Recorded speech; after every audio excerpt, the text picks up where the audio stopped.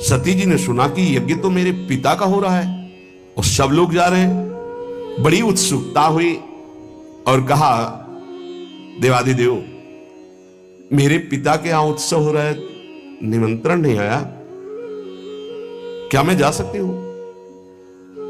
वामदेव, मैंने सुना है इस समय इस शरीर के पिता और आपके ससुर बड़ा भारी यज्ञ उत्सव कर रहे हैं, सब निमंत्रण में जा रहे हैं, हम भी चले? क्योंकि अपने आत्मियों से मिलने का मन करता है। मैंने देखा इन विमानों में हमारी बहनें भी थी जो अपने पतियों के साथ थी, बड़े सुंदर गहने आदि धारण किए हुए प्रसन्न मुद्रा में जा रही थी। बहुत समय हो गया मैंने अपनी मां को नहीं देखा, उत्सुकता हो रही है हमको भी। शिव कल्याण में ब्रह्म ऋषियों के द्वारा रचा हुआ महाश्रेष्ठ यज्ञ हो रहा है। वैदिक मंत्रों से भगवान श्री हरि की प्रधानता है, चलना उचित होगा। अजन्मा प्रभु, आप ही जगत की उत्पत्ति हेतु और पालन करने वाले, मुझे पता है आप ही त्रिगुणात्मिका माया के सृजन करता है। मैं आपसे प्रार्थना करती हूं, बहुत दीन हो रही हूं, क्या आप मुझे मेरे पिता के पास ले चलेंगे, माता के दर्शन कराएंगे, यज्ञ का उत्सव में सम्मिलित होने का सौभाग्य मिलेगा? कुछ नहीं बोले भगवान से। काहे नीलकंठ, आप जन्म रहित हैं, अजन्मा हैं, आप में भले उत्साह ना हो पर मेरा जन्म हुआ है, वो मेरे मां पिता है, मैं दर्शन करना चाहती हूं, उनसे मिलना चाहती हूं। देखो ना आकाश में कैसे राजहंस जैसे उड़ते विमान और उनमें हमारी बहनें जा रही हैं। ऐसी अवस्था में कौन ऐसा होगा जो अपने माता पिता के उत्सव में सम्मिलित ना हो? प्रभु, हो सकता है आपको ऐसा उत्तर देने का मन हो कि उन्होंने निमंत्रण नहीं दिया, तो पति के गृह, गुरु के पास और माता पिता के यहां बिना निमंत्रण के जाना चाहिए, शास्त्रीय सिद्धांत है। ये अंबा जी कह रहे, सती जी कह रहे, भर्तुर गुरुर देह कृतश्च केतनम, गुरु के गृह में, पति के घर में और माता पिता के पास बिना निमंत्रण के जाया जाए, ऐसा शास्त्रीय सिद्धांत। निमंत्रण है तो खास बात नहीं है, बिना निमंत्रण के भेजा है, गुरु के यहां, पति के यहां और माता पिता के यहां। इसलिए आप शायद ये कहना चाहते हो कि निमंत्रण नहीं आया तो मैं नहीं लिवा चलूंगा, तो सिद्धांत है, आपको हमारी इच्छा की पूर्णता करनी होगी। और आपको मैं याद दिला देती हूं कि आपने मुझे अर्धांग में विराजमान किया है, मैं उसी सम्मान को आपको याद दिला रहे हूं कि मैं आपकी अर्धांग हूं। याचना करती हूं, अनुग्रहित कीजिए, मुझे हमारे माता पिता के पास भेज दीजिए।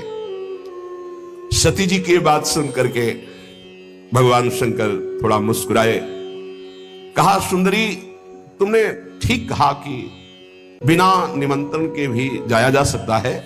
तो योदितम शोभनमेव शोभने अनाहुता अप्यभियंति बंधुषु ते यदुत्पादित दोष दृष्टयो बलीय सानाम्य मदेन मन्युना। यद्यपि माता पिता, पति और गुरु के यहां बिना बुलाए जाना चाहिए, सिद्धांत है, पर तदपि विरोध मान जहां कोई, तहां गए कल्याण न होई। यदि माता पिता तुम्हारे वैर मानते हो तो फिर नहीं जाना चाहिए, फिर नहीं जाना चाहिए। देहाभिमानी मद क्रोध से प्रबल हुआ, यदि वो अपमान करता हो तो फिर नहीं जाना चाहिए। यह सिद्धांत वहां चलता है जहां देहाभिमान रहित होकर के, मद रहित होकर के, दोष द्वेष रहित होकर के वो जो रिश्ते हैं उनका पालन किया जाता है। विद्या, तप, धन, सुदृढ़ शरीर, युवावस्था, उच्च कुल, ये 6 गुण है, पर अभिमान आ जाए तो यही 6 दुर्गुण बन जाते हैं और उसका नाश कर देते हैं। ये 6 गुण अवगुण जब बन जाते हैं तो महापुरुषों का अपराध करा देते हैं और वो नष्ट हो जाता है जो महापुरुषों का अपराध करता है। मुझे लगता है यदि तुम अपने माता पिता के पास जाओगी तो वो तुम्हें आदर नहीं देंगे, मेरे संबंध के कारण बहुत चढ़ा कर देखेंगे। ऐसी अवस्था में तुम सुख नहीं पाओगी। देवी, बाणों से बिन जाने पर उतनी पीड़ा नहीं होती जब प्रियजनों के द्वारा अपमान होता। सप्ते कठिन जाति अपमाना। जब अपने परिकर के, अपने प्रेमी जन, अपने संबंधी तुम्हें सम्मान नहीं करेंगे और रोष भरी दृष्टि से या उपहास करेंगे, तब तुम्हारा जीना मुश्किल हो जाएगा।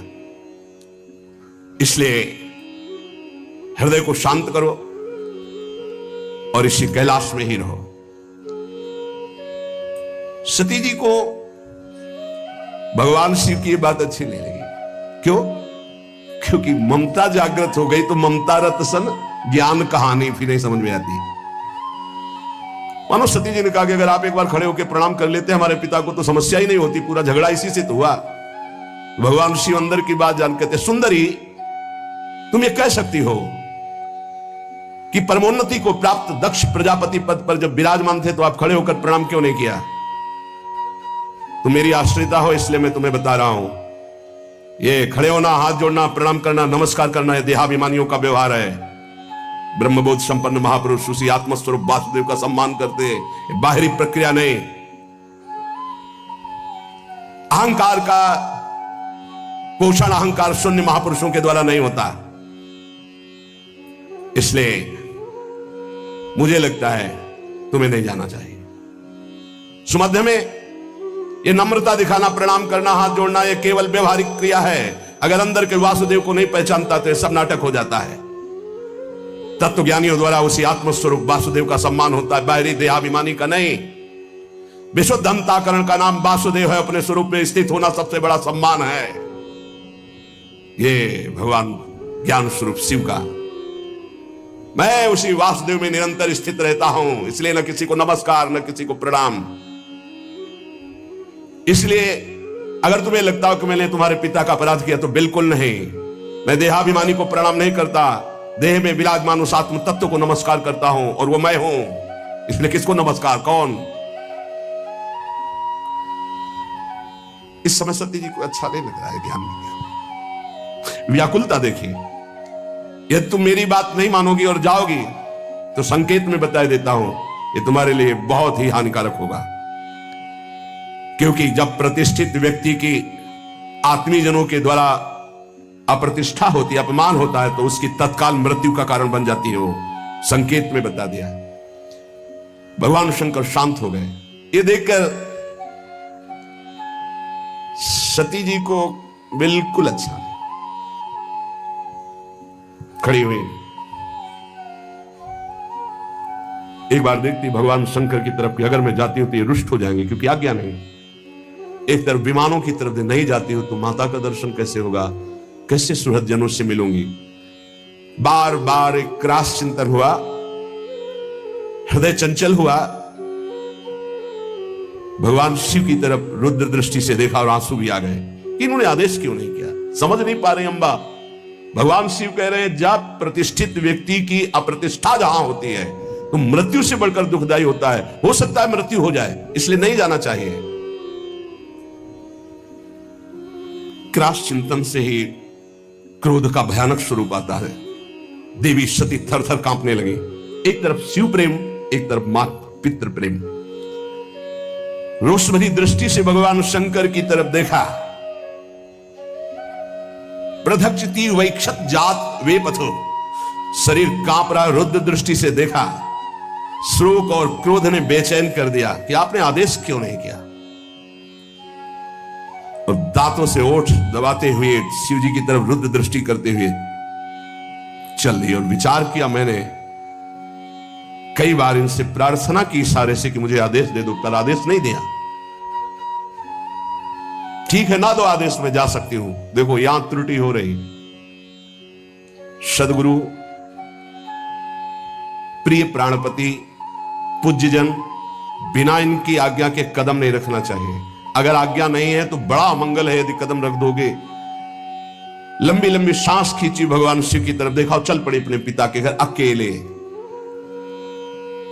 महादेव जी ने मणिमान नामक अपने पार्षद को बुलाया और कहा 10,000 शिव पार्षदों को साथ लो, सुंदर पालकी तैयार करो, बड़ी भारी यक्षों की सेना साथ होनी चाहिए और इनका अनुगमन करो।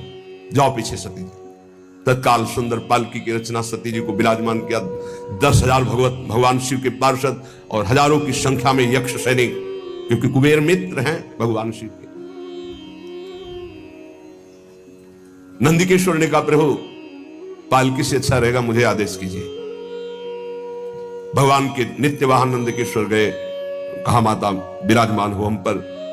मैना पक्षी, गेंद, दर्पण, कमल, समस्त राज सामग्रियां, छत्र, चंवर, शंख, दुंदुभी आदि बजने लगी, चंवर डुलने लगे और अंबाजी विराजमान होकर अपने पिता के घर जा रही, बिना आदेश के, गुस्सा होकर।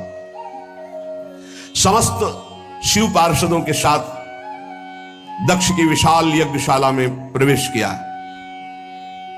वहां तो वेदध्वनि गूंज रही थी, बड़े ऊंचे स्वर से ब्राह्मण शास्त्र शीर्षा पुरुखा सहस्राक्षा सहस्रपात, एक दूसरे की आवाज दबाने के लिए होड़ लगी हुई थी। बहुत से अलग अलग वेदियों पर देवताओं की स्थापना हुई थी। दक्ष ने एक बार देखा, सती आई, न नजदीक गए, न बात की, न पूछा। भयभीत हो गई सती जी कि क्या जो भगवान शिव ने कहा था वही होगा। पिता ने देखा और कोई आदर नहीं दिया, बहुत घबरा गई। बहनों के पास गए तो ऐसे मुस्कुराते हुए कटाक्ष करते हैं, बिना निमंत्रण के आ गए। हमें तो निमंत्रण भी गया था, भेंट भी गई थी, लिवाने भी गए थे, शायद आपके यहां निमंत्रण तो गया नहीं होगा, कोई लिवाने तो गया नहीं होगा। बहुत चोट सती जी के हृदय में। एक केवल अगर प्यार से मिली तो माता मिली, गले से लग करके। गदगद हो गई सती जी माता के मिलने पर। सती जी ने पूरी यज्ञशाला में देखा, कहीं भगवान शिव का कोई स्थान नहीं। ये देखते ही माता के द्वारा मिला हुआ प्यार भस्म हो गया, हृदय जलने लगा। सर्वलोक महेश्वरी देवी शक्ति की अधिष्ठात्री अंबा, उन्होंने पूरे यज्ञ मंडप पे देखा, सब उत्साहित हैं, कहीं भी भगवान शंकर का कोई भाग नहीं। तो उन्होंने कहा, ऐसा नहीं हो सकता कि प्रभु से बढ़कर प्यार माता पिता का हो। अपार क्रोधाग्नि प्रकट हुई, ऐसा लगा संपूर्ण लोगों को भस्म करने के लिए अंबा ने ठान लिया है। कहा दक्ष, अब पिता नहीं कहा, पिताश्री नहीं कहा, दक्ष तुझे कर्मकांड के अभ्यास से बड़ा घमंड है, हमारे प्राण प्रीतम शिव से द्वेष करता है। सती जी का ऐसा बोलना हुआ कि शिव पार्षद टूट पड़े ब्रह्म ऋषियों पर यज्ञ विध्वंस करने के लिए। सती जी ने सबको रुको, जब तक हमारा आदेश न हो तब तक दंड किसी को मत दो। सती जी ने कहा, भगवान शंकर परम करुणा में, उनसे तू द्वेष करता है। सब लोग मुझे कहेंगे कि ये दक्ष की पुत्री है, ये शरीर दक्ष से निर्मित है, और तू हमारे प्राण प्रीतम शिव की निंदा करने वाला, शिव का विरोधी, यज्ञ में कोई शिव भाग नहीं। अरे कोई वाणी से भी निंदा कर दे तो सर्वनाश हो जाए।